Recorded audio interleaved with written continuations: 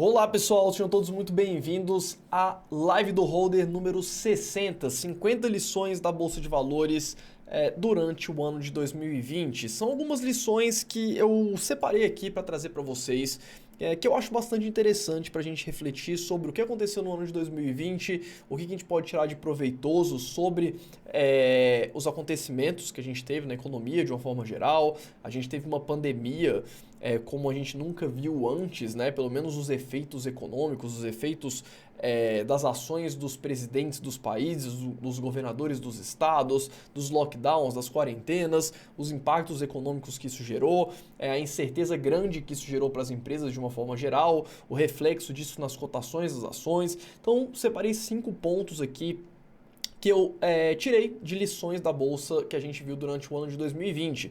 Quem me acompanha aqui há mais tempo sabe que eu invisto na bolsa aqui no Brasil desde 2008, lá nos Estados Unidos desde 2015. E eu comecei a investir logo depois da última recessão que a gente viveu, que foi durante o ano de 2008, a crise do subprime, né? Pelo menos mundialmente, né? A maior crise foi ali durante o ano de 2008, a última que a gente viveu. E agora em 2020 a gente está vivendo uma nova incerteza. Então eu pessoalmente, apesar de estar há 12 anos na Bolsa de Valores, foi a primeira vez que eu passei por um período de grande pânico generalizado, como foi ali principalmente no mês de março, né, e abril, na Bolsa de Valores, não só aqui no Brasil, mas lá nos Estados Unidos também, beleza? E bom, para você que acompanha o canal aqui já há um tempo, eu queria... Fica aqui até o final porque eu vou bater um papo com vocês falando sobre o encerramento aqui da primeira temporada da Live do Holder, que é o que eu tô chamando. A gente já tá há 60 semanas trazendo conteúdos ao vivo todas as segundas-feiras aqui no YouTube. Então eu queria bater um papo com vocês sobre isso no final, beleza? Se você faz parte aqui dessa comunidade, se você tá aqui todas as semanas assistindo as aulas, fica até o final pra gente bater um papo, beleza? Um outro ponto também que é o seguinte, hoje essa aula aqui ela não é ao vivo, ela é uma aula gravada, né? A gente tem algumas aulas que eu faço gravadas porque eu tenho um compromisso de trazer aqui pra vocês as aulas todas as segundas-feiras, impreterivelmente às 8 horas da noite. Existem exatamente 60 semanas que a gente toda segunda-feira à noite está aqui fazendo uma aula ao vivo. Algumas aulas, quando eu não consigo participar, eu gravo e subo elas aqui como estreia. Então se alguém chegar, normalmente o pessoal sempre pergunta se a aula é ao vivo, ela parece que é ao vivo, mas ela não é ao vivo. Nesse momento eu estou na praia, estou lá em Arraial da Ajuda, em Porto Seguro. Se você quiser acompanhar as peripécias da viagem, eu estou postando lá no meu Instagram, @fabio.holder, me segue lá também. Então, essa aula aqui é uma aula gravada. Fechado? Essa live aqui vai ser uma live mais tranquila, não vai ser um conteúdo tão raiz quanto das últimas aulas. A gente trouxe um conteúdo bem pesado aqui nas últimas aulas, então vai ser uma live mais tranquila, beleza? Bom, primeiro ensinamento aqui que a gente pode tirar durante o ano de 2020 é que qualidade sempre se paga, né? E aqui tem alguns pontos interessantes da gente se observar, né? Qualidade sempre se paga. Um ponto importante para a gente observar, quando a gente investe em empresas por longo prazo, existe uma tríade que anda de mãos dadas, né? Que é o fator qualidade, que é o fator crescimento e que é o fator preço. Né, preço sobre alguma métrica fundamentalista. Então vamos falar um pouquinho aqui sobre cada um desses três e falar um pouco sobre algumas reflexões que a gente pode trazer sobre o que a gente viveu agora aqui no ano de 2020. Deixa eu puxar aqui uma aba para deixar aqui no lado, para a gente abrir aqui, para a gente ver as cotações de algumas ações e falar um pouquinho sobre essa evolução durante o ano de 2020. Eu vou deixar aqui. Beleza. Então daqui a pouquinho a gente vem para cá. Então vamos lá. Qualidade, crescimento e preço. Todas as empresas elas possuem em níveis diferentes, em graus diferentes, qualidade, crescimento e preço, tá? Qualidade a gente pode interpretar aqui como risco, tá? Qualidade é algo muito subjetivo, né? Quando você fala que uma empresa tem uma alta qualidade, é uma high quality,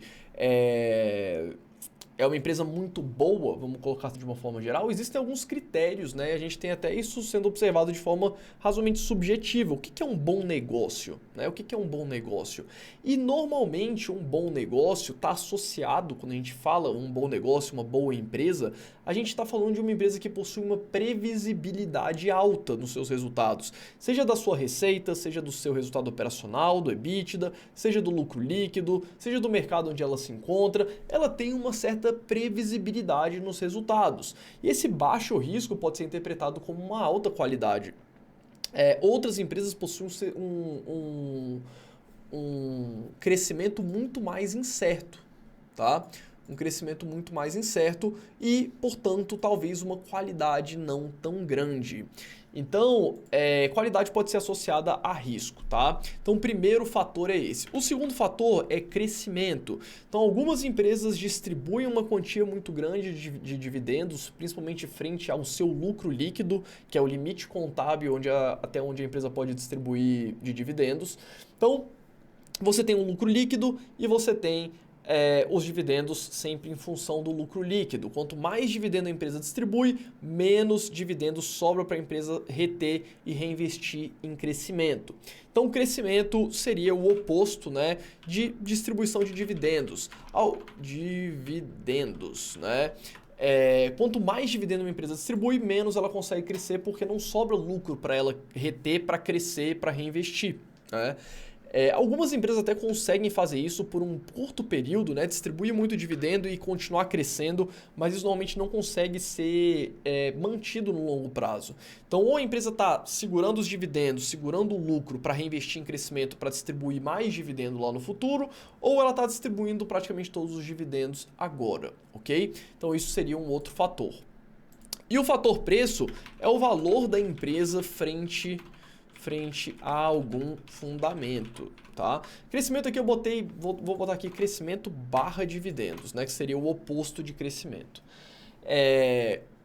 E preço é o valor da empresa frente a algum fundamento. Pode ser o preço em relação ao lucro, né? Pode ser o enterprise value sobre o EBITDA. O enterprise value nada mais é do que o valor de mercado menos o caixa da empresa mais as dívidas, que seria o valor do negócio da empresa em relação ao EBITDA. Algum múltiplo, né? De uma forma geral, os múltiplos são uma métrica de preço.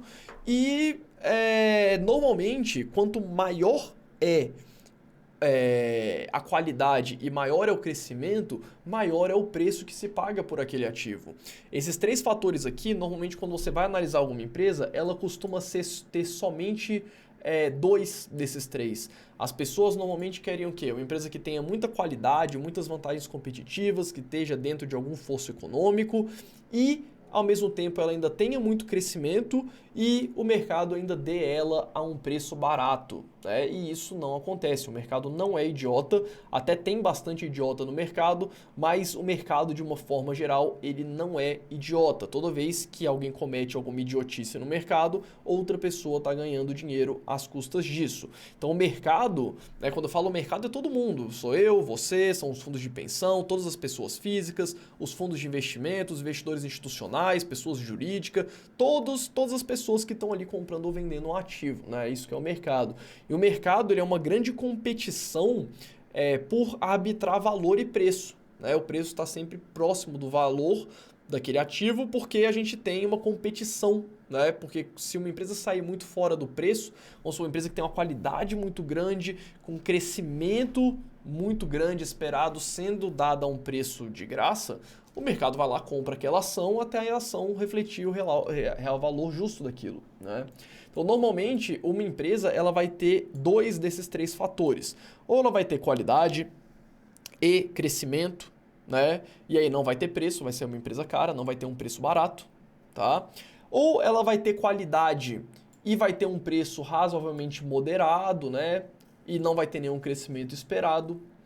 Ou ela vai ter crescimento esperado, pode até ser uma empresa que não seja negociada a múltiplos muito altos, mas ela normalmente não vai ter qualidade, né? Se o mercado não está pagando por esse crescimento, é porque é um crescimento talvez muito incerto, ou que não justifique. Então, quando a gente pensa em qualidade e preço, principalmente, a gente tem que entender que a origem do lucro das empresas vem de lugar diferente. Eu tenho R$ 1 vindo de lucro da Ambev, é totalmente diferente de R$ 1 de lucro vindo do Itaú, ou R$ 1 vindo de lucro da Engie, ou R$ 1 vindo de lucro da Ezetec, que é uma incorporadora. São empresas de setores diferentes que têm uma previsibilidade muito diferente e um nível de incerteza muito diferente. E o mercado precifica essas empresas de forma diferente. E qualidade sempre se paga, né? Tem até um resultado, uma afirmação ambígua. Qualidade sempre se paga porque o mercado nunca dá uma empresa com uma qualidade alta a um preço barato. Isso não acontece, tá? A não ser que a empresa tenha muita qualidade, não tenha crescimento, mas se ela tem uma qualidade muito alta, mesmo sem ter crescimento, o mercado normalmente não vai entregar ela a preços baratos. Exemplos disso seriam empresas como Procter & Gamble, Johnson & Johnson, McDonald's. Você pega essas grandes large caps que já são muito consolidadas, que tem muita qualidade, não tem tanto crescimento esperado ainda. Vocês vão ver que elas ainda assim são negociadas a múltiplos altos, porque elas têm um risco muito baixo. E no final do dia a qualidade sempre se paga porque quando a gente investe em empresas que são bons negócios, mais cedo ou mais tarde esse investimento se paga. Existe essa crença de que pagar caro é ruim porque a empresa, de repente o mercado vai começar a pagar barato nela e você pagou caro e aí você vai ter um retorno ruim do seu investimento. Mas isso não acontece, né? Enquanto a empresa se manter com qualidade, o mercado vai pagar múltiplos altos nela e isso vai se manter. Obviamente que se a empresa deixar de ser uma empresa com uma alta qualidade, com uma alta previsibilidade, o mercado vai precificar ela de forma diferente, mas aí vai ser uma nova realidade lá no futuro e é por isso que a gente acompanha as empresas. Então, qualidade sempre se paga. Não se sinta mal, não se sinta ruim em pagar caro em empresas que possuam qualidade, que possuam vantagens competitivas. O próprio Buffett fala, né? Acho que ele tem uma frase que é assim, ó. It's a far better deal to pay a fair price for a good company than a good price for a fair company. Eu acho que é isso, tá? É mais ou menos assim. Que é um negócio muito melhor você pagar um valor justo, né? Um fair price, um valor justo, um valor que vale por uma boa empresa do que você pagar uma empresa, pagar um preço muito bom em uma empresa mediana, em uma empresa ruim. Normalmente as empresas são muito baratas, elas não têm tantas vantagens competitivas, não têm crescimento e o mercado precifica dessa forma. E o contrário também é verdade, ok? Então empresas boas tendem a continuar boas e tendem a continuar caras enquanto elas possuírem qualidade. Existem vários exemplos, né? A gente pode pegar a própria WEG, que vai se mantendo a múltiplos altos, a gente pode pegar a própria Raia Drogasil, a gente pode pegar a própria Lojas Renner, né? Não que elas necessariamente vão continuar assim para sempre, mas se você pegar os últimos 10 anos de histórico dessas empresas, né? Vou pegar aqui, vamos ver se o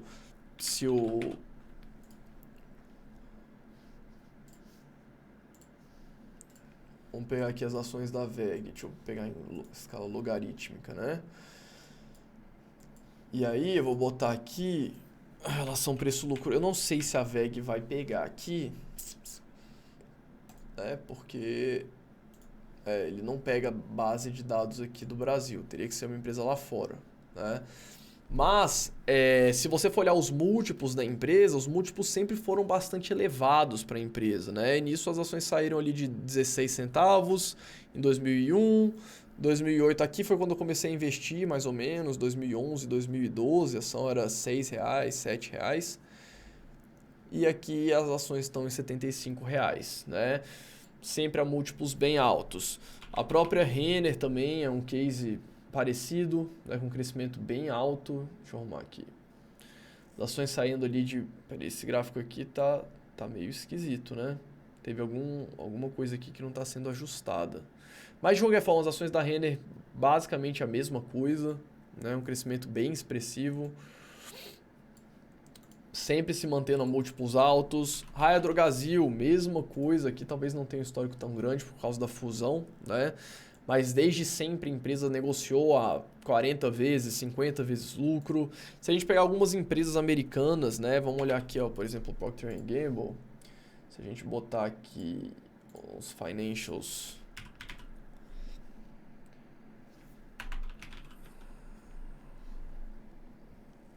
price to earnings ratio.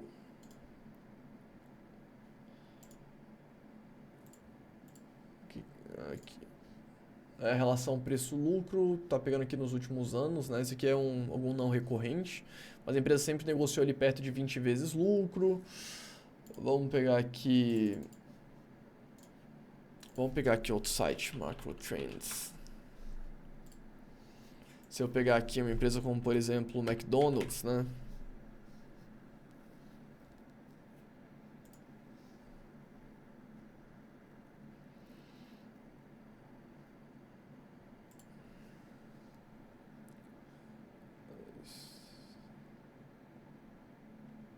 Relação preço-lucro do McDonald's, né? Sempre veio subindo aqui nos últimos anos, mas sempre ficou ali na casa de 15, 20 vezes lucro, né? Enquanto isso, o lucro subindo aqui no earnings per share, né? E o preço da ação disparando também. Algumas ações vão distorcer ali no ano de 2017. Aqui também, né? Distorce aqui de 2017 e 2018, isso aqui é não recorrente fiscal. Mas a empresa sempre negociou aqui, né, perto de 10, 15, 20 vezes lucro. Enquanto isso, o lucro subindo lentamente, as cotações subindo lentamente também. Vamos ver aqui mais alguma. Vamos ver aqui, o que mais? Vamos pegar a Costco.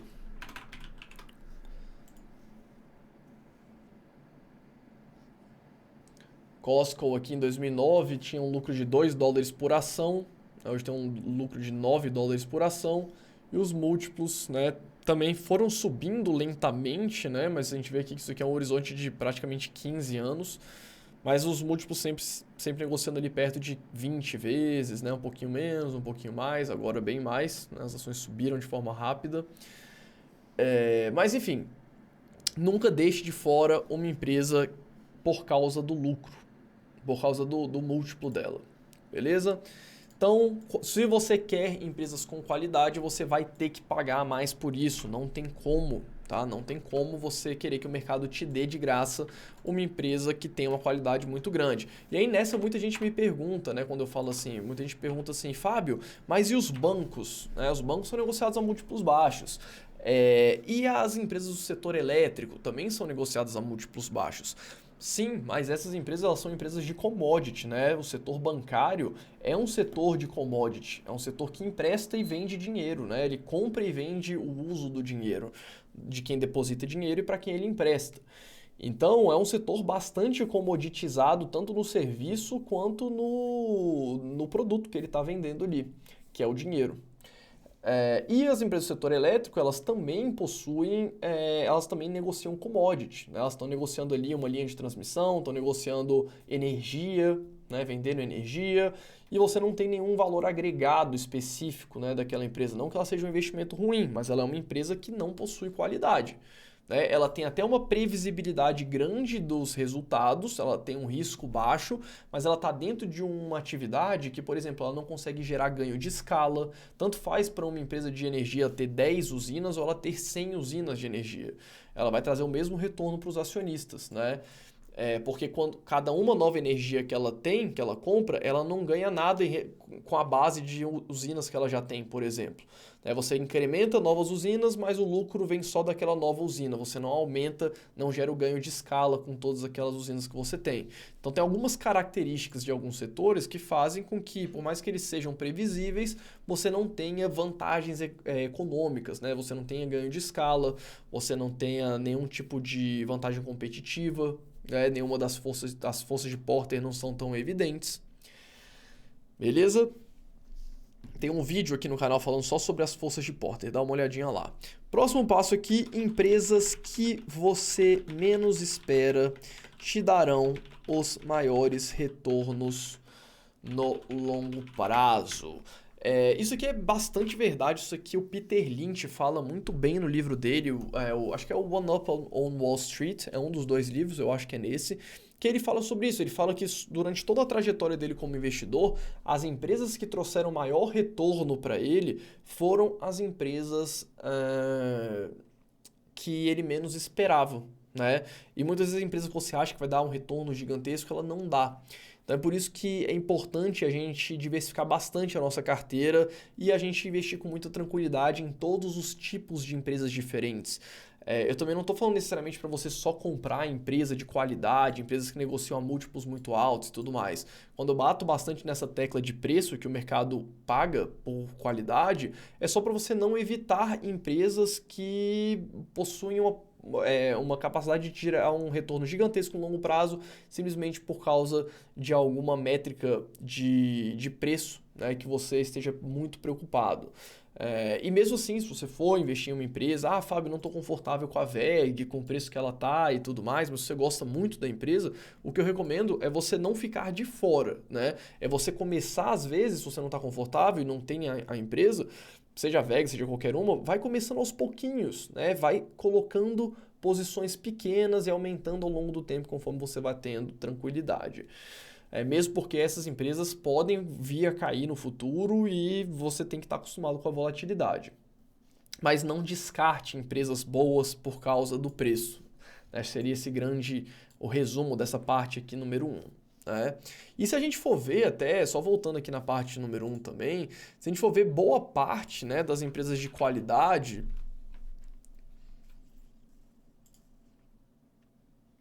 vamos lá.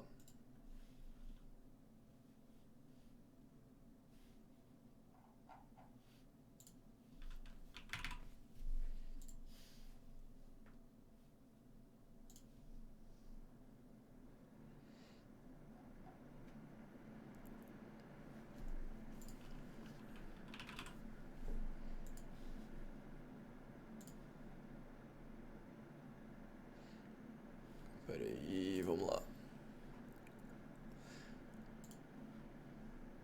Aqui, ó, a gente tem esse ETF aqui, que é o ETF que chama Qual, beleza? Deixa eu ver aqui. Vou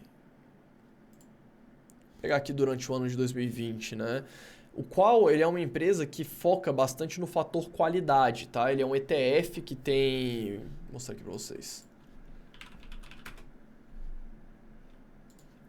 Ele é um ETF negociado lá nos Estados Unidos, que ele foca no fator qualidade, tá? Então ele bota algumas métricas de qualidade, como por exemplo um ROI alto, lucros estáveis e crescentes e um baixo endividamento. Basicamente, esse são os filtros que ele utiliza. E ele utiliza um índice bem amplo lá nos Estados Unidos. Ele sai um pouquinho do S&P 500, né? Cadê a quantidade de ativos que ele tem aqui? São 126 ativos, né?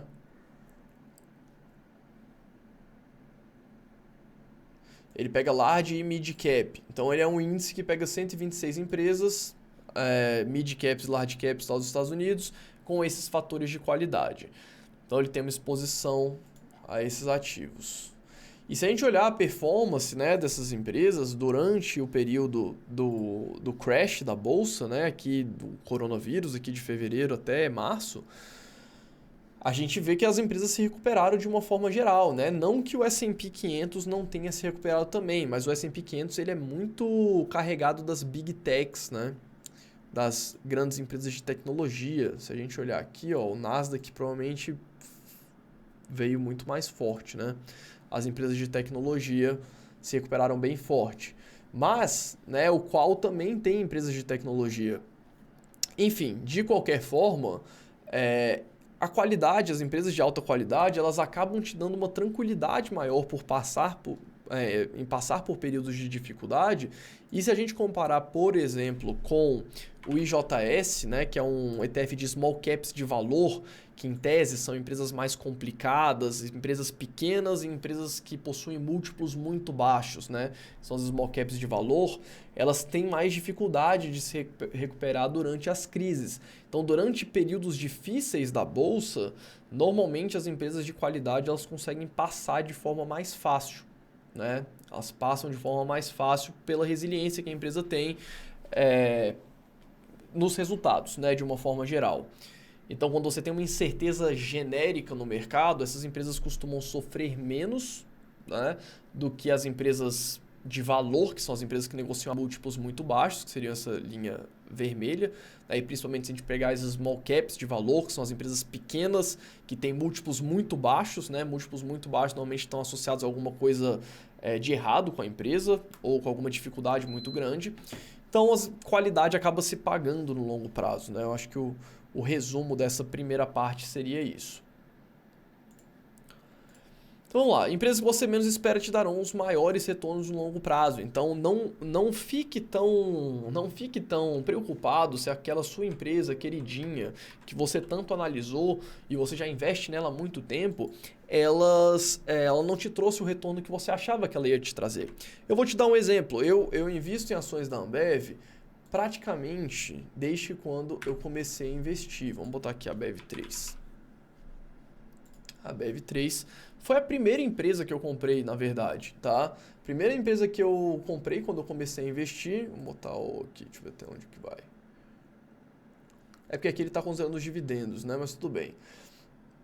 Peraí, Ambev, beleza, é isso. Então eu comecei a investir em Ambev aqui no finalzinho de 2008, começo de 2009, tá? A empresa não negociava nesse preço aqui na época, mesmo porque aqui está tudo ajustado pelos dividendos, beleza?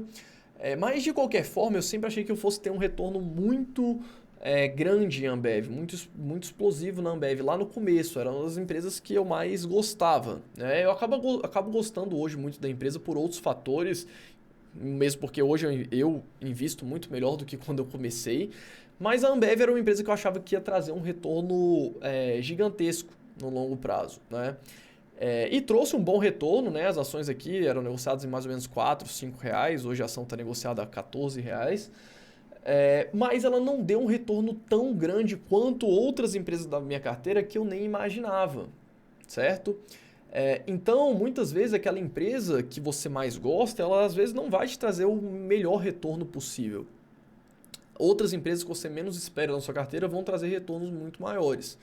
Estatisticamente, isso é muito mais provável de acontecer, tá? Na época que nem tinha ação da Ambev, né? Era a MBV4, as ações que eu tinha, né? A ação preferencial das ações antigas da Ambev.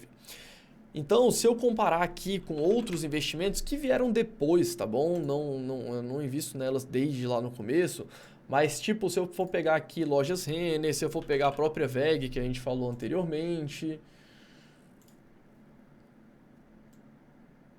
Cadê aqui? Pegar de 2009 para cá, né? As próprias ações da VEG. Vamos ver aqui. O que mais que a gente compara? Vou pegar outro caso aqui. Raia Drogasil vai ter só lá depois, né? Vamos pegar aqui Itaú, também é uma empresa que eu tenho já bastante tempo. Itaú, Raia Drogasil, YouTube, tá aqui de roxinho, né? Então, nem sempre as ações que você imagina, eu nunca imaginei que a Renner ia dar um retorno tão alto quanto ela deu e que a VEG ia dar um retorno tão alto que ela deu. Então, às vezes, as empresas acabam te surpreendendo, né? Até, por exemplo, as ações da Tesla, tudo bem que elas vão estar em dólar aqui, mas eu comecei a investir muito depois, né? Comecei a investir em 2018, mais ou menos, por ali, 2019, né? Comecinho de 2019, finalzinho de 2018. As ações, de repente, multiplicaram por praticamente 10 vezes, né? Se a gente pegar daqui para cá, foram quase 10 vezes de retorno em um período de um ano. E eu nunca imaginei que isso acontecesse. Eu estava montando uma posição pequenininha para a Tesla e virou uma coisa gigantesca de repente. Então, não se apegue às empresas, né? Tenha várias empresas diferentes e saiba que elas vão te dar retornos que muitas vezes você não espera. Muitas vezes você não... Eita, o que eu fiz aqui, meu Deus? Que muitas vezes você não está nem esperando. Deixa eu até diminuir o tamanho da letra para o pessoal que tem toque.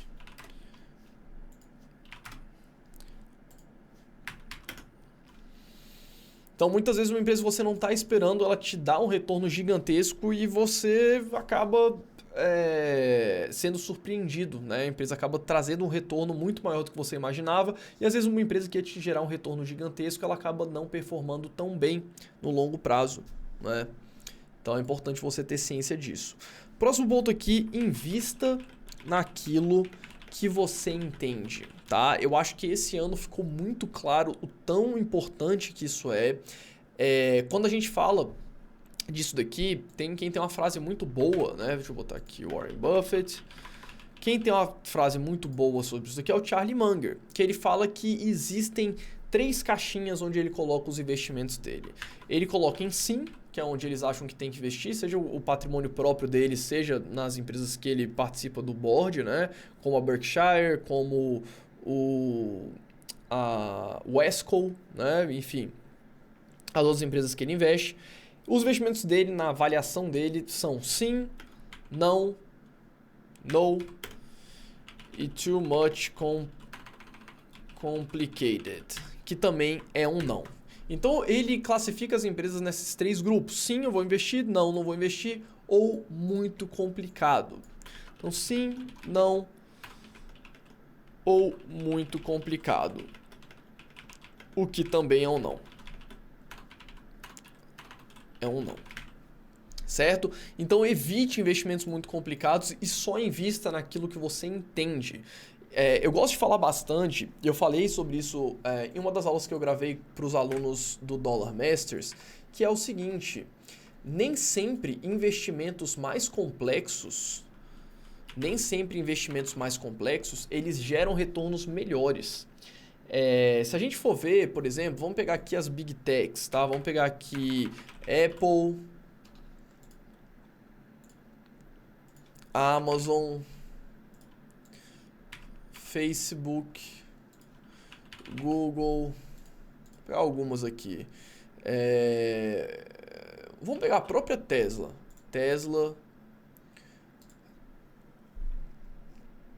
Microsoft, Netflix,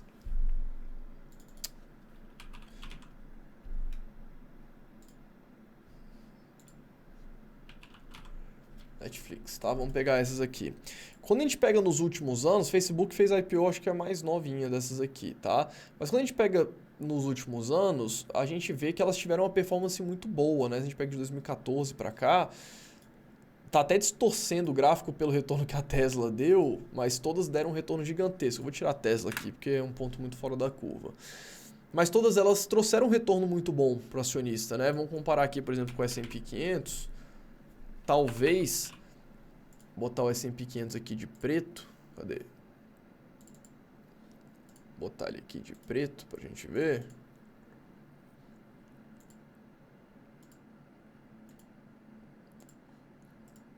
Isso aqui. Tá, enfim.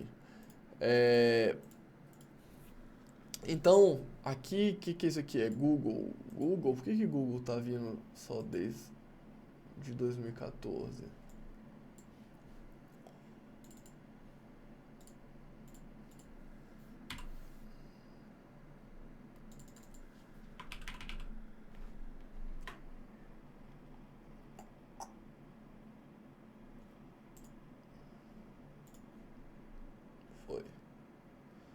Beleza, então aí as empresas todas elas bateram bastante o S&P 500, puxaram bastante a alta do S&P 500 lá desde 2009, só que se a gente for comparar com a Domino's Pizza, que é a pizzaria Domino's, né, praticamente todas elas não performaram. Deixa eu botar aqui em vermelho, vermelho já tem outro, né, vamos botar em Domino's Pizza de azul, esse azul clarinho aqui, tá mais grosso, beleza? Então aqui Domino's Pizza. Então, tirando aqui Netflix, né? A Domino's Pizza depende muito do prazo também, né? Mas a Domino's Pizza ela praticamente superou o retorno dela nos últimos 10 anos, superou o retorno de todas as Big Techs, simplesmente com um business totalmente simples, que é algo que é feito há, sei lá, quando que as pizzas... When does pizza were invented? Sei lá, deve ter centenas de anos. O século XVIII. Ou seja, 1700 o pessoal já estava fazendo, 1700, 1800 o pessoal já estava fazendo pizza, que é uma coisa totalmente simples, e a Domino's entregou um retorno maior do que as maiores empresas de tecnologia durante esse período, sendo um business muito mais simples. Agora, é óbvio que a Domino's fez um processo de turnaround durante esses anos, não é um case tão simples assim, tá? Mas, querendo ou não, fazer pizza é muito mais fácil do que você fazer um iPhone ou fazer o que a Amazon faz, a Netflix e tudo mais. Então, nem sempre o que é mais complicado traz um retorno pior. Isso é importante. Por isso que é muito importante tirar o que é muito complicado. E olha que as Big Techs, de uma forma geral, elas nem são negócios tão complicados assim. São negócios razoavelmente simples, tá? Razoavelmente simples não, desculpa, mas não são os negócios mais complicados e mais complexos do mundo. A Domino's Pizza é algo razoavelmente simples. Então, nem sempre o mais complicado é melhor. E além disso, só você entendendo o que a empresa faz que você vai conseguir tomar decisões de continuar investindo na empresa, entender se o resultado que a empresa está reportando é compatível com o plano que ela tem de crescimento, se ela está conseguindo entregar o que ela está se propondo, se ela continua mantendo as vantagens competitivas que ela tinha ou não. Então você só vai conseguir se manter na linha dos seus investimentos se você conseguir interpretar e entender aquilo que você está investindo. Então invista somente naquilo que você entende e não se sinta mal de tirar fora aquilo que te dá muito trabalho para investir ou aquilo que é muito complicado e que gasta muita energia. Beleza? Não existe essa relação de mais complexo, melhor retorno. 4 ponto, empresas resilientes te dão muito mais tranquilidade nas crises, né? Quando você tem a bolsa caindo de forma forte, né, como a gente viu durante o mês de março aqui, né, por exemplo, vou pegar aqui, ó. Ixi, ele abre o mesmo, né? Deixa eu fechar aqui.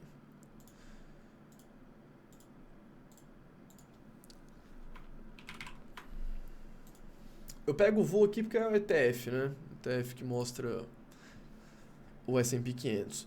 Então, a gente teve a bolsa caindo em um curto espaço de tempo. Eita.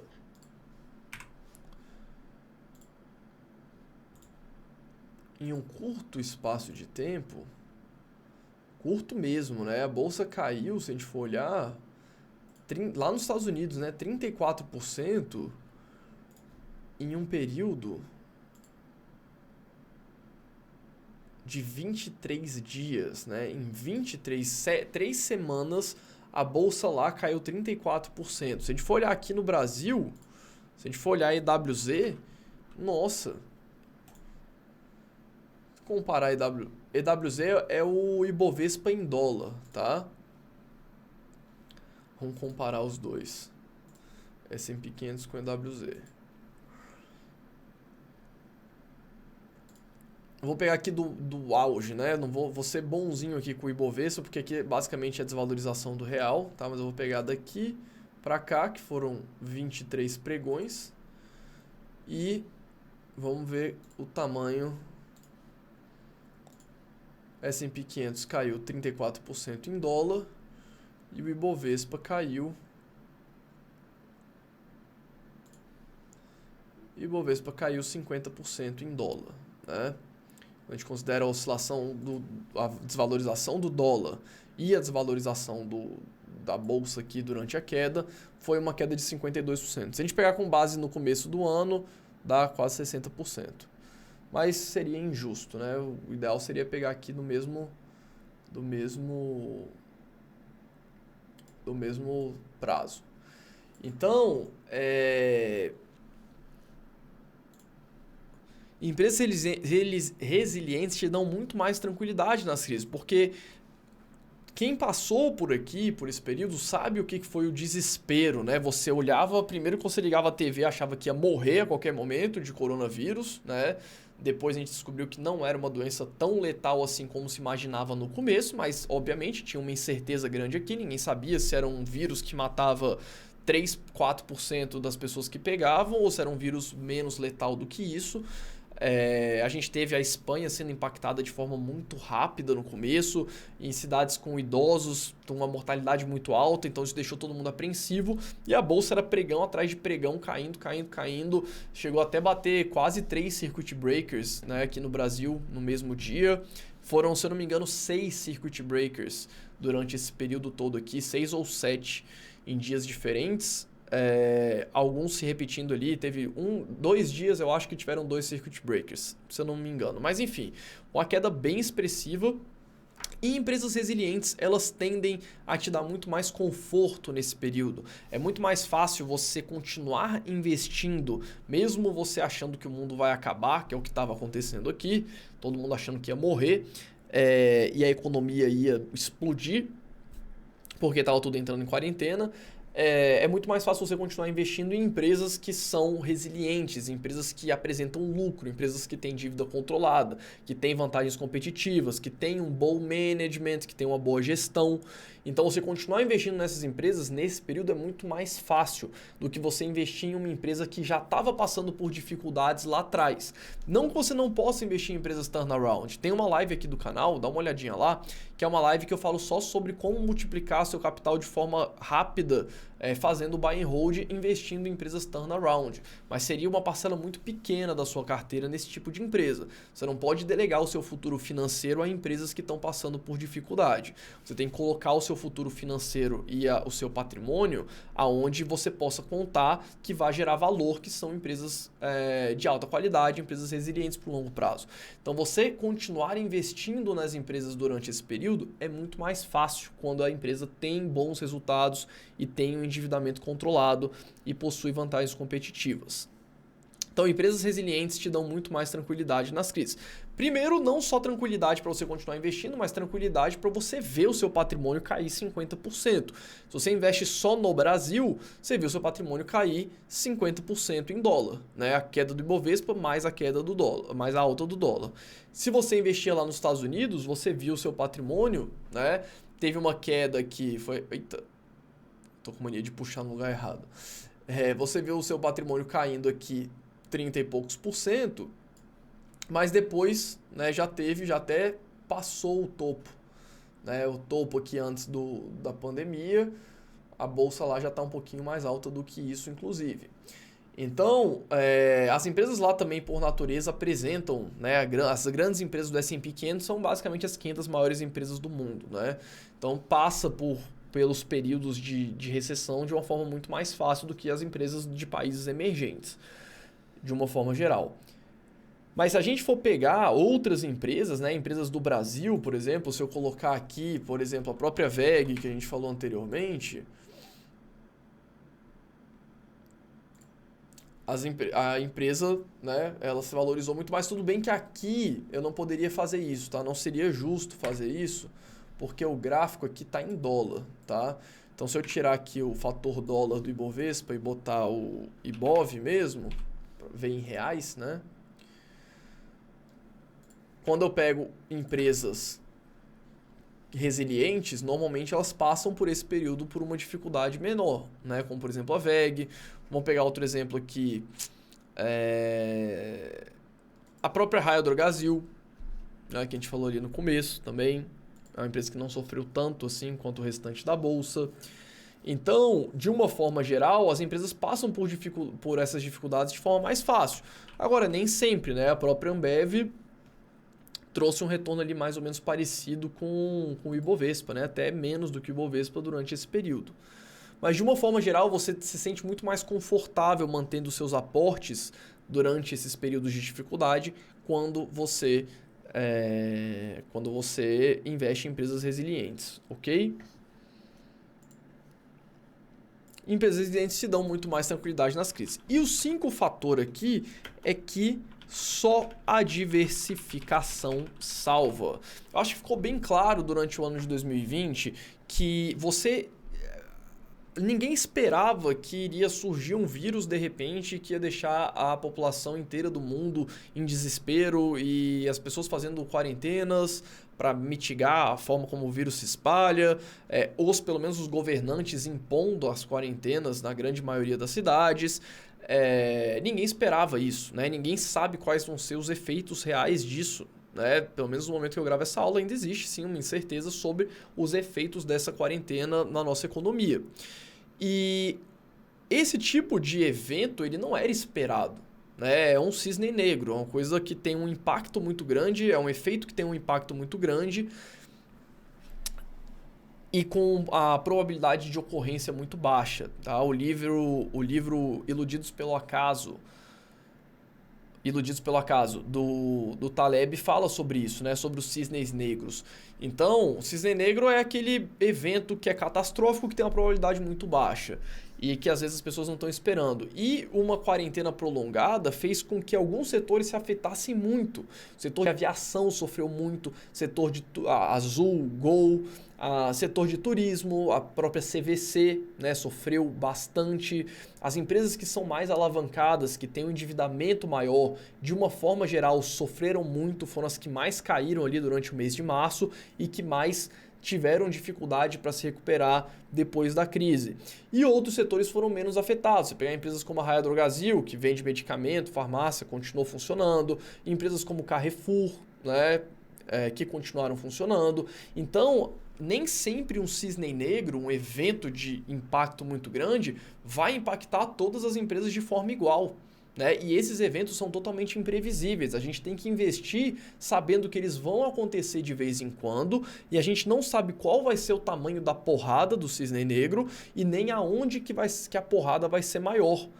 E por isso que só a diversificação salva. E aqui a gente está falando de diversificação setorial, diversificação de empresas dentro desse setor, diversificação de tipologia de ativos, por exemplo, no Brasil ter ações e fundos imobiliários, diversificação geográfica, ter exposição fora do Brasil. Tá? O Brasil, por mais que a gente more aqui, a gente ame o Brasil é um país emergente. Né? Quando você vai para investimentos no exterior, como por exemplo lá nos Estados Unidos, além de você ter um lastro em dólar dos seus investimentos, as empresas estão operando na grande maioria das vezes ou na maior economia do mundo, que é os Estados Unidos, ou nos países do mundo inteiro. Você pega uma empresa como a Apple, como a Procter & Gamble, como a Johnson & Johnson, a maioria da receita dessas empresas vem de fora dos Estados Unidos, eles estão no mundo inteiro. Então você tem uma exposição geográfica mundial que mitiga ainda mais o impacto de um cisne negro ser desastroso para sua carteira. Então só a diversificação salva os investimentos e se você quer montar uma carteira vencedora para o longo prazo, o caminho é você diversificar ao máximo. Algumas pessoas me perguntam muito, principalmente o pessoal está começando, Fábio, mas eu estou começando agora, eu tenho... não invisto tanto todos os meses, eu estou começando a montar minha carteira, não conheço os ativos, não tem nenhum problema. Se você está no começo da sua carteira e você tem só um ativo, não tem problema nenhum. Você só fez um investimento, um aporte mensal e você tem só um ativo. No mês que vem você vai comprar outro, no outro mês você compra outro. O seu objetivo tem que ser ter uma carteira bastante diversificada. No começo você ter 1, 2 ou 3 ativos, tanto faz, porque seu patrimônio vai ser pequeno. Você está colocando o seu aporte mensal, independente do valor que seja, ser 100 mil reais ou ser 100 reais, você vai, obviamente, diversificando dentro daquilo ali que você consegue. Então, e o seu nível de conhecimento também no começo ele é mais limitado, você não conhece os ativos da bolsa, você não tem experiência, então se você investe R$1.000 por mês, se você investe R$10.000 por mês e você investe R$100.000 por mês, em tese não era para ter tanta diferença, tá? Desde que você tenha uma previsibilidade desse investimento, você vai direcionar sua carteira para onde você quiser ao longo dos primeiros anos, que é o período onde você tem o maior ganho de aprendizado vem no primeiro, no segundo ano, né? Então você dar esse prazo para você aprender é bastante interessante e você vai construindo aos poucos e diversificando sua carteira aos poucos. Não precisa ficar nesse pavor de sair comprando 200 ativos logo no começo. Mas tenha em mente, olha, eu tô começando a montar minha carteira é tipo um diamante, eu vou lapidando esse diamante ao longo da minha vida. Eu falei para vocês, eu invisto desde 2008 aqui e desde 2015 lá nos Estados Unidos. Recentemente eu incluí três REITs novos na minha carteira, o STAG, o Rexford e o IIPR. Antigamente eu tinha só o TRNO no segmento de logística, de industrial lá nos Estados Unidos. E aí eu coloquei esses 3 novos REITs agora, depois de 5 anos que eu estou investindo lá. Por quê? Porque esses 3 REITs eles eram muito alavancados lá no começo e hoje eles têm uma posição de alavancagem mais confortável. Então eu decidi colocar eles só agora na minha carteira. Então a sua carteira ela vai estar sempre melhorando, ela nunca vai ser uma coisa fixa que você vai deixar ali e vai tocar ela pro resto da vida. Não, você vai ter ela ali e você vai tocando ela ao longo do tempo, fazendo as melhorias que precisam ser feitas, que normalmente envolvem incluir novos ativos. Beleza, pessoal? Então essas foram as 5 lições na Bolsa de Valores durante o ano de 2020. E bom, eu queria bater um papo aqui com vocês sobre o encerramento de uma etapa aqui do canal e o começo de uma nova etapa aqui do canal, né? Então, se você faz parte aqui da comunidade, se você acompanha aqui o canal já tem tempo, eu queria bater um papo com vocês que estão aqui há muito tempo. Eu sei que a grande maioria de vocês que assistem as lives aqui são a minha audiência raiz, vamos chamar assim, né? O pessoal que senta, se você senta para assistir 1 hora, 2 horas de aula, você realmente gosta do conteúdo que eu passo aqui. Não é todo mundo que tem paciência para sentar e nem tem tempo, na maioria das vezes, para assistir aulas de 1, 2 horas. Então é bem legal a gente bater esse papo, tá? Bom, a gente está aqui na nossa live número 60 e eu parei para refletir sobre alguns pontos recentemente, principalmente sobre o canal aqui no YouTube, sobre a forma que eu quero continuar passando conteúdo para vocês. Então eu decidi encerrar as lives do Holder aqui no YouTube, tá? Pelo menos o que eu tô chamando aqui de primeira temporada das lives do Holder. Como assim primeira temporada, Fábio? O formato das lives, como a gente vem fazendo, de fazer live segunda-feira, 8 horas da noite, conteúdos de 2 horas de duração e conteúdos extremamente densos, a gente vai encerrar aqui na nossa 60ª aula, né? Fazem 60 semanas seguidas que a gente vem trazendo os conteúdos aqui e eu decidi que para eu conseguir agregar mais valor para vocês e para mais pessoas e para mim mesmo, na forma como eu passo conteúdo, principalmente nos vídeos mais curtos que a gente parou de fazer nos últimos meses por causa da demanda que a gente tem aqui, eu só vou conseguir fazer isso se eu parar com as lives. Fábio, quando você vai voltar com as lives semanais? Eu não sei quando que eu vou voltar. Eu não sei também como que a gente vai voltar, se eu vou voltar e qual que vai ser o formato. Se eu vou voltar em 2021 com lives todas as semanas de novo, ou se eu vou voltar em 2021 com lives mensais, talvez, ou se eu vou simplesmente deixar as lives de lado, abandonar as lives, também não sei. Ok? Então fica o futuro incerto, mas isso é só uma das páginas, a última página de um dos capítulos que a gente vem construindo aqui no canal, né? O que acontece hoje aqui é mais ou menos assim, para vocês entenderem um pouquinho como que funciona a história aqui do canal. Se você já acompanha o canal lá desde o começo, você já deve conhecer um pouco a nossa história, né? O canal do Holder, ele começou, se eu não me engano, foi em junho de 2017. Quer ver, se eu entrar aqui, ó, canal do Holder. Param. Oi, gente. Tudo bem Opa. com vocês? Tadã, vamos ver aqui, ó, vídeos. Você vem aqui ordenar por data de adição mais antigos. E tem vídeos mais antigos até, né? Ó, 3 anos atrás. Vamos ver aqui esse vídeo de privatização da Eletrobras. Que é isso, meu Deus? Olha como é que eram os vídeos lá no começo. Você que é mais novo aqui do canal. Então, no vídeo de hoje, eu queria falar com vocês sobre... Jesus amado. Então, 23 de 8 de 2017. Tinha um ou outro vídeo mais antigo que esse. Mas enfim, lá mais ou menos em julho de 2017 foi quando a gente começou o canal aqui no YouTube. E na época, a única coisa que eu queria fazer era trazer para vocês o meu aprendizado, né, no campo de batalha, meu na pessoa física, e também nos anos que eu trabalhei nos fundos de pensão, nos fundos de investimento aqui em Brasília, e poder gerar a transformação que os investimentos geraram na minha vida, na vida de mais pessoas. Eu queria compartilhar com vocês o que deu certo para mim, o que deu errado para mim, e comecei o canal sem nenhuma pretensão, simplesmente passando o máximo de conteúdo que eu podia gerar. Continuo fazendo isso e a gente está aqui desde junho de 2017 fazendo isso. E a gente fez isso de algumas formas, né? Eu comecei produzindo vídeos uma vez a cada 15 dias, uma vez por mês. Depois, em 2018, foi quando o canal começou a crescer mais, que eu comecei a postar mais, que eu consegui falar de uma forma mais fácil com a câmera, né? No começo eu tinha muita vergonha, era bastante tímido, sempre tive muita dificuldade para gravar.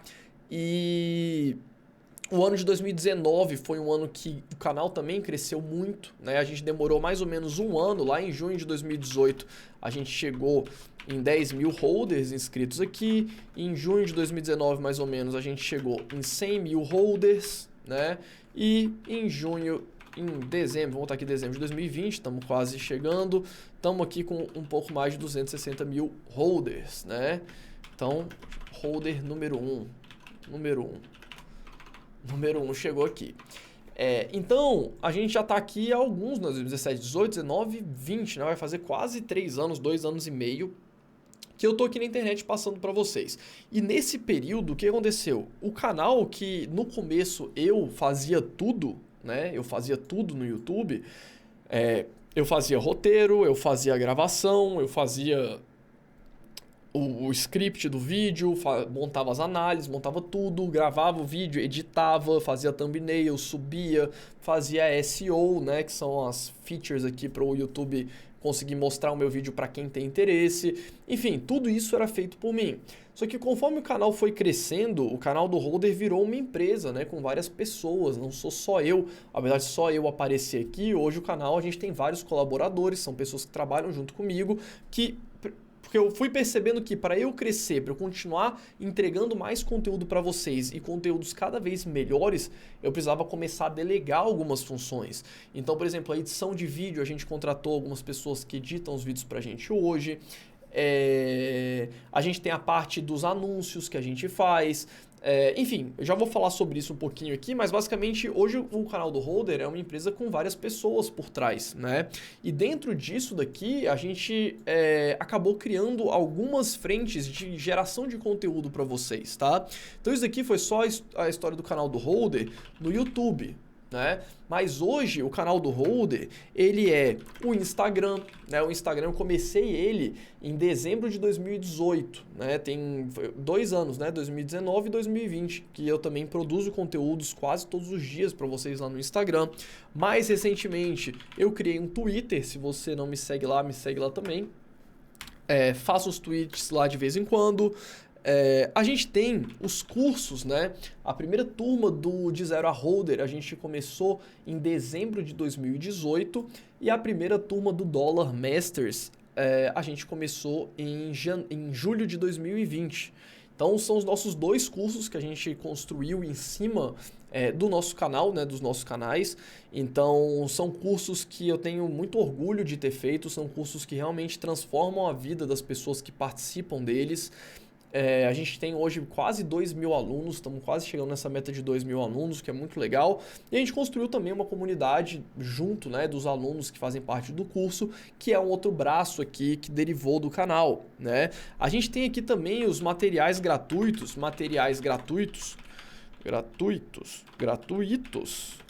gratuitos tem acento?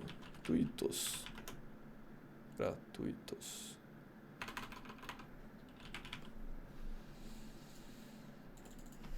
Materiais gratuitos. Gratuito não tem acento. Então, a gente tem os materiais gratuitos. Fábio, o que é material gratuito? Olha, a gente tem a semana do Buy and Hold, a gente tem o workshop Renda em Dólar, a gente tem os materiais em PDF que a gente faz para esses conteúdos, a gente tem o e-book Aprenda o Buy and Hold, o guia definitivo, o link está na descrição se você quiser fazer o download. A gente tem o nosso e-book de investimentos no exterior, que também é gratuito. A gente tem alguns conteúdos gratuitos que a gente desenvolveu também, além dos vídeos, além do conteúdo no Instagram, Twitter, enfim, materiais que estão fora desse arcabouço, né? Então, vou colocar aqui YouTube, que é o que a gente está ali em cima, Instagram, Twitter, os materiais gratuitos, né? O workshop, semana do Buy and Hold, os e-books. Eu estou querendo desenvolver algumas outras coisas também, novas aqui dentro de materiais gratuitos, e a gente tem os cursos que são fechados só para os nossos alunos, beleza? Então, hoje, o que aconteceu? Para a gente conseguir derivar todas essas frentes aqui de produção de conteúdo, eu precisei ir delegando tudo que eu conseguia delegar para o resto da minha equipe, que eu tenho um grande orgulho também, eu gosto bastante do pessoal que trabalha comigo, o trabalho do pessoal aqui é fantástico, e eu fui ficando cada vez mais com a função de gestão e com a função de produção de conteúdo. Eu não consigo terceirizar o conteúdo que eu passo aqui para vocês, então até hoje o script sou eu que faço dos vídeos, a gravação obviamente sou eu, e toda a produção ali do conteúdo, a gravação eu que faço também, né? A gente está até aqui com um cenário novo aqui para gravar os novos vídeos. Então, assim, existe um certo ponto que eu não consigo delegar. Eu acredito que para eu conseguir passar o melhor conteúdo possível para vocês, eu não consigo, por exemplo, terceirizar o script, para alguém fazer um script para mim, porque eu que preparo, eu preciso passar esse conteúdo. Eu não conheço ninguém que saiba esse tipo de conteúdo no nível que eu gostaria de passar para vocês. Então, o que acontece? As lives do YouTube, elas me consomem, né? Eu sento aqui para fazer uma live, principalmente as lives mais densas, elas muitas vezes me consomem no mínimo um dia, tá? No mínimo um dia e normalmente no máximo uns 3 dias da semana. E com as lives me consumindo de 1 a 3 dias da semana, somente para um tipo de conteúdo, somente para uma rede social, que é o YouTube, não é a melhor forma de eu gerar valor para vocês e nem eu gerar valor para toda essa base de forma de passar conteúdo aqui para mim e para minha empresa de uma forma geral. Então, além disso, né, o que acontece? Eu sinto muita falta hoje de gravar os vídeos mais curtos. É um tipo de conteúdo que eu gosto muito. Quem me acompanha aqui desde o começo sabe que eu gostava de fazer alguns vlogs, então eu pegava a câmera, ia pra rua, entrevistava as pessoas, perguntava de bolsa sobre o pessoal, ia mostrar alguma empresa de capital aberto, ia no shopping, filmava. Então eu sinto falta de produzir esse tipo de conteúdo, trazer conteúdos diferentes aqui pra vocês. E os vídeos mais curtos, vocês vivem me pedindo e eu sinto falta de gravar os cafés com holder, as análises de empresas, né, as atualizações dos resultados e tudo mais, e eu simplesmente descobri que eu não consigo associar isso com as nossas lives semanais, porque elas me demandam uma energia gigantesca, né? Vocês gostam tanto dessas lives porque realmente é um conteúdo muito bom e realmente é um conteúdo que me demanda muito. E eu quero priorizar nesse momento a produção de conteúdo aqui no YouTube, então a gente não vai parar com o canal, a gente vai só trocar a forma como a gente traz o conteúdo, em vez de lives, a gente vai voltar a trazer os conteúdos semanais, os conteúdos de análise de empresas, de estudos de caso, de estruturação de empresas. Eu estou querendo fazer um quadro mostrando para vocês aonde que eu estou investindo e as teses de investimentos que eu tenho em cada uma das empresas que eu invisto. Falar um pouquinho sobre essa ótica que eu tenho de uma forma geral, de cada um dos setores, como que eu estruturo eles na minha carteira. Então tentar trazer um conteúdo parecido com o que a gente já trazia anteriormente, atualizado e também trazer novos formatos aqui para o YouTube, beleza? Eu tenho uma meta de 2021, a gente tentar chegar, né, nossa meta aqui em dezembro de 2021, a gente tentar chegar em 1 milhão de holders aqui no canal, seria um marco muito legal, considerando que a gente tem 3 milhões de investidores na bolsa. Se 1/3 das pessoas conhecerem o meu conteúdo, eu já vou estar bastante satisfeito, vou saber que de alguma forma eu tentei levar as pessoas para o bom caminho e, enfim, conseguir agregar valor na vida de cada um deles, de vocês, de alguma forma. Sinto bastante falta de eventos presenciais, espero em breve poder estar participando de eventos presenciais, seja como convidado ou até mesmo organizando eventos presenciais. Então tem outras frentes, né? Outras frentes que eu também preciso de tempo para tocar. Eu quero fazer eventos presenciais, eu acho muito legal interagir com vocês pessoalmente, é uma coisa que eu sinto muita falta, mas isso também demanda uma certa energia. a gente está querendo fazer uma loja para vender para vocês as camisetas que vocês pedem, vários de vocês pedem para vender as camisetas e tudo mais. É um outro projeto que a gente está desenvolvendo. Então eu preciso conseguir trazer conteúdo para o YouTube de outra forma para conseguir atingir esses outros objetivos que a gente tem por aqui e que eu tenho certeza que vão gerar valor mais ainda para vocês. Beleza? Então as lives do Holder não necessariamente acabaram, eu estou chamando aqui de última live, mas vamos considerar isso aqui da primeira temporada das lives do Holder. Quem sabe mais pra frente a gente volta a fazer as lives. Não sei se a gente vai voltar, tá? Não fica aqui o meu compromisso, mas talvez a gente volte com lives mensais, talvez a gente volte com lives esporádicas, talvez a gente volte com lives semanais, né, dessa mesma forma, mas por prazo indeterminado as lives estão encerradas na nossa primeira temporada aqui da live do Holder. Espero que tenha sido bastante proveitoso para você que esteve aqui junto comigo durante todo esse período. Eu sou eternamente grato pela audiência de todos vocês, não tenha nenhuma dúvida. O que começou com um projeto bem pequeno, deu simplesmente querendo trazer para vocês o que me ajudou. Virou uma coisa gigantesca, né? Virou um canal, um Instagram, um Twitter, os materiais gratuitos, os nossos cursos, então virou uma coisa muito grande e eu quero continuar impactando a vida das pessoas o máximo que eu conseguir. E eu acho que o melhor caminho vai ser esse, tá? O melhor caminho pra gente aqui vai ser esse e o melhor caminho pra vocês também vai ser esse. Beleza, pessoal? Então fica aqui um abraço, fica aqui um beijo no coração de todos vocês que estão aqui até o final. Sei que você está assistindo aqui até o final. Você é realmente uma pessoa especial aqui pra gente, aqui pro canal. E é isso. Muito obrigado pela audiência de todos vocês. E eu espero ver vocês logo em breve nos nossos conteúdos aqui semanais. Beleza?